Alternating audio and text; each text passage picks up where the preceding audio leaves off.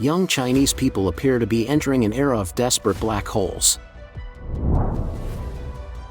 China's Ministry of Commerce, the foreign trade situation this year is severe and complex. Chinese officials intensify overseas travel in a race to attract investors. Is the biggest gray rhino lurking? Banks' real estate bad debt has reached alarming levels, fueling fears of a potential financial crisis like no other. It's all covered in today's China Truths. Young Chinese people appear to be entering an era of desperate black holes. The difficulty of finding work for millions of Chinese university graduates has become a focus of attention in all sectors. According to the mainland media, a recruitment fair was held on March 30th at Anxi Tea College, Fujian Agriculture and Forestry University, attracting over 50 companies to recruit on campus. One student at the university said that the school required everyone to attend, but they were shocked to find that there was a company recruiting for the position of KTV princess. Known as a young woman who works as a hostess in karaoke TV parlors to help keep customers entertained. They felt insulted as a university graduate. On April 4th, the teacher in charge of the job fair stated that the approval documents submitted by the company did not include the position of KTV princess. The on-site poster was brought by the company without authorization. The company was asked to cancel the position during the event, and the company involved has already apologized. According to the Sound of Hope, the recruitment belongs to the Anxi Five Continents Jiahao Hotel. Their staff stated that they did not recruit KTV princesses during the campus recruitment event, but rather, they were recruiting for related catering positions. They accidentally brought the wrong display board. They will recruit KTV princesses outside the school, and their job responsibilities will include pouring alcohol, singing with customers, drinking, and deciding whether or not to have physical contact with customers will be up to their discretion.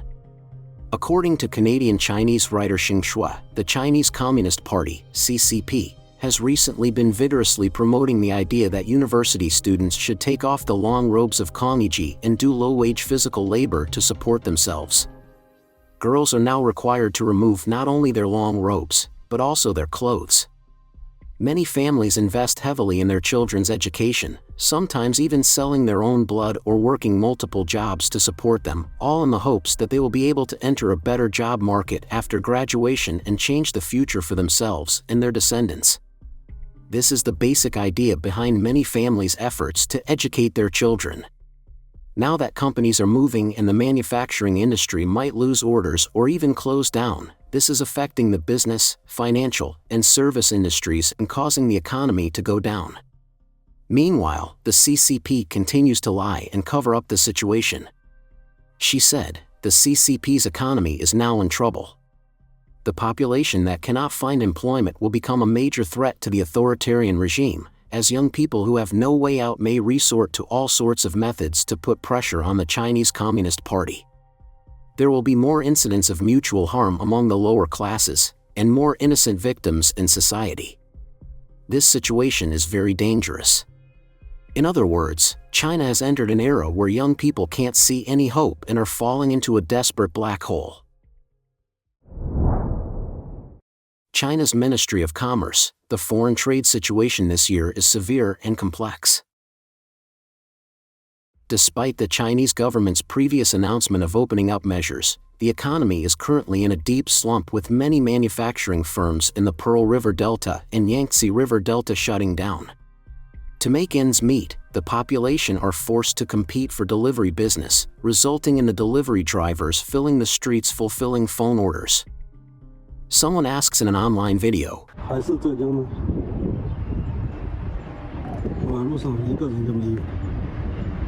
once employing 300,000 people, the Foxconn factory in Zhengzhou just announced layoffs, and the business districts around the factory are now empty. China's economy is not recovering as expected, but rather deteriorating.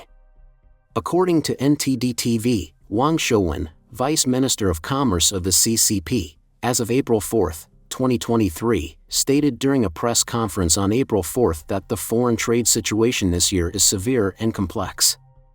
He acknowledged that the global economic recovery is insufficient. A survey of 15,000 businesses found that the biggest problems were fewer orders and not enough demand. A survey of 15,000 companies showed that the reduction in orders and insufficient demand were the biggest challenges. The Caixin China Manufacturing Purchasing Managers Index, PMI, fell from 51.6 in February to 50 in March, well below the expected 51.7. Eric Zhu from Bloomberg News, as of March 31, 2023, explained, since the end of last year, the service industry has obviously benefited from the stimulus of reopening. However, on the other hand, the momentum of manufacturing, especially the production end, is clearly slower. I think one important drag is exports. China's exports this year are very weak compared to last year, which has dragged down the production end. International research institutions are concerned about China's economic performance in this context.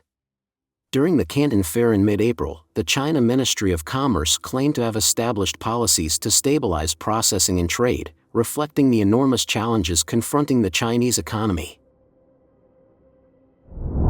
Chinese officials intensify overseas travel in a race to attract investors.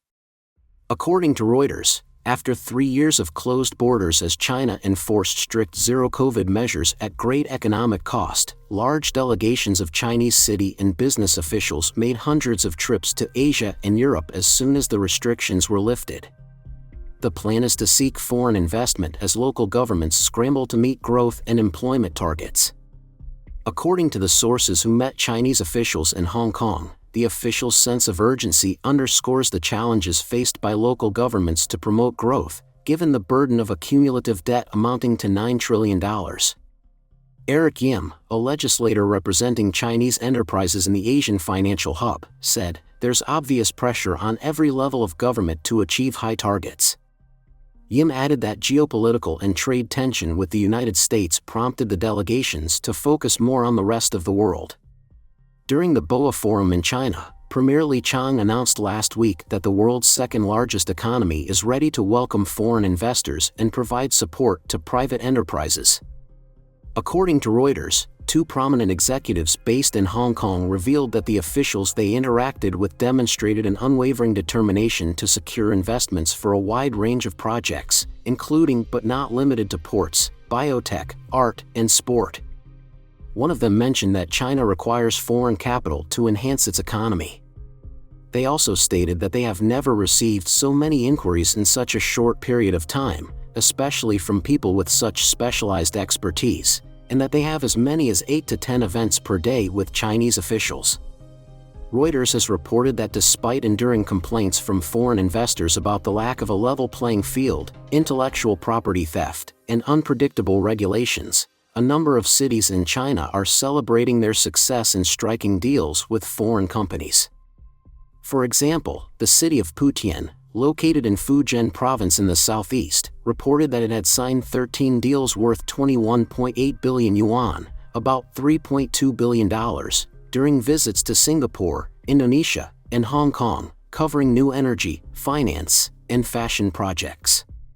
According to social media accounts, Fengsa, a district in Quanzhou City, which is near Putian, signed procurement agreements worth up to 30 billion yuan with Hong Kong. According to a Douyin posting, Wuxi, a city near Shanghai, conducted 85 signing ceremonies for deals worth 156 billion yuan during a 7-day trip to Hong Kong, Macau, and Shenzhen. Since Hong Kong reopened its borders in February, Shenzhen's United Front Work Department, Municipal Bureau of Commerce, and the Luohu and Fujian district governments have all sent teams to the city. Requests for comment from the local governments were not immediately responded to. Is the biggest gray rhino lurking? Banks' real estate bad debt has reached alarming levels, fueling fears of a potential financial crisis like no other. In the real estate sector, 17 listed banks have a bad debt balance of 256.4 billion yuan. According to the official media Securities Daily, as of April 5, 23 A-share listed banks have released their 2022 annual reports, 17 of which have disclosed data concerning non-performing loans in their corporate real estate loans, which has drawn attention from the capital market and banking industry. According to the data, the total balance of corporate real estate loans for these 17 banks was 5.93 trillion yuan at the end of 2022, a 6% increase year-on-year. Meanwhile, the total balance of non-performing loans and corporate real estate loans during the same period reached 256.4 billion yuan, a 72% increase year-on-year. Bank of China and China Construction Bank had bad debt for real estate exceeding 20 billion yuan, and the bad debt ratio for Bank of China's real estate business reached 7.23%. Among joint stock banks, China Merchants Bank and China Minqing Bank had the largest increase in bad debt for real estate, with 9.693 billion yuan and 5.971 billion yuan, respectively. In conclusion, 17 listed banks have a bad debt balance of 256.4 billion yuan in the real estate industry. According to the Sound of Hope, at a performance meeting, Lu Jiawang, the vice president of Agricultural Bank of China, stated that the real estate industry's overall downturn has caused risks to be exposed for some large real estate enterprises with high levels of blind expansion and debt in the early stages, leading to an overall increase in risks in the real estate industry. Residential buying intentions have reached a 10-year low. According to recent statistics from the People's Bank of China, as of the end of 2022, personal housing loans amounted to 38.8 trillion yuan, an increase of 480 billion yuan from the previous year, representing a year-on-year growth rate of 1.2%. Meanwhile, in 2019, 2020, and 2021, the annual increase in personal housing loans was 4.32 trillion yuan, 4.37 trillion yuan, and 3.88 trillion yuan, respectively.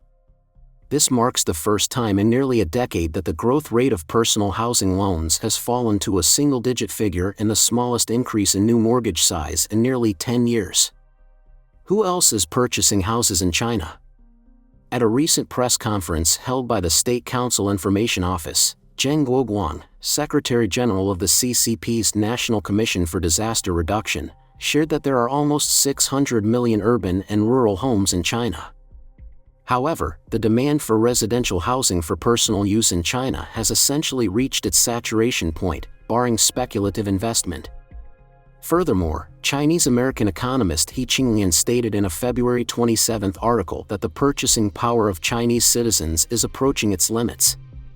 The People's Bank of China released data in 2022, revealing that Chinese residents' debt has surpassed 200 trillion yuan, with an average debt of 143,000 yuan per capita. However, considering the per capita disposable income of Chinese residents in 2022, which is only 36,883 yuan, the potential for purchasing property is restricted. The ability to repay debt is dependent on a stable income, but small and medium-sized enterprise bankruptcies have surged in the past 3 years, resulting in up to 70 million newly unemployed people, which has significantly impacted Chinese residents' debt repayment capacity.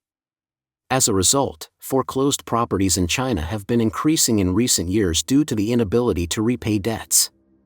In 2022, the number of foreclosed properties exceeded 3 million units, with some predicting that this trend may cause the number of foreclosed properties to exceed 5 million units next year. Is the biggest gray rhino lurking? The Chinese economy has maintained an average growth rate of 9.5% over the past 40 years, with the primary driving force being the exponential growth of real estate. This industry has made land sales income the main source of local fiscal revenue, averaging 50% of local fiscal revenue and exceeding 100% in some places. Chinese-American economist He Qinglian believes that the land finance in various parts of China relies entirely on the abnormal development of local real estate. Today, China's real estate economy has bound the government, banks, and real estate owners into an interest community that cannot be streamlined. Squeezing the real estate bubble at any time requires a great cost from both the Chinese government and the public. The size of this cost depends on the Chinese government's strong regulatory ability when the bubble bursts. Local governments have accumulated enormous debts through the rapid development of real estate and infrastructure, far beyond their ability to repay. Real estate and infrastructure products are already significantly oversupplied, surpassing actual purchasing power and demand, and will last for the next 50 years, leaving no room for development. While the fiscal ability of local governments benefits from real estate tax revenue, the high debt of local governments is a significant hidden danger. Economist Qing Xiaonong estimates that by the end of 2022, the balance of local government bonds directly issued will be 35 trillion yuan, the debt of financing platforms will be 53 trillion yuan, and the debt balance of the central government will be 22 trillion yuan. The debt balance of the central and local governments will reach 110 trillion yuan, with the debt scale of local governments equivalent to 260% of their comprehensive fiscal capacity, tax revenue, land sales income, and central fiscal subsidies. He Qinglian said that the abnormal development of the real estate industry in China is not only an economic hazard, but also a social hazard. The problem now is that if the Chinese government does not intervene and allows the real estate market to operate according to market rules, housing prices will fall sharply, most real estate developers will go bankrupt, local governments will also go bankrupt, and many borrowers who speculate in buying houses will default in large numbers, and banks will eventually end up with tens of millions or even hundreds of millions of unsold houses. A huge economic and financial crisis of unprecedented magnitude will erupt. Please share your thoughts in the comments section below. Don't forget to subscribe to our channel and turn on the notification bell to get the latest videos. And thank you for tuning in.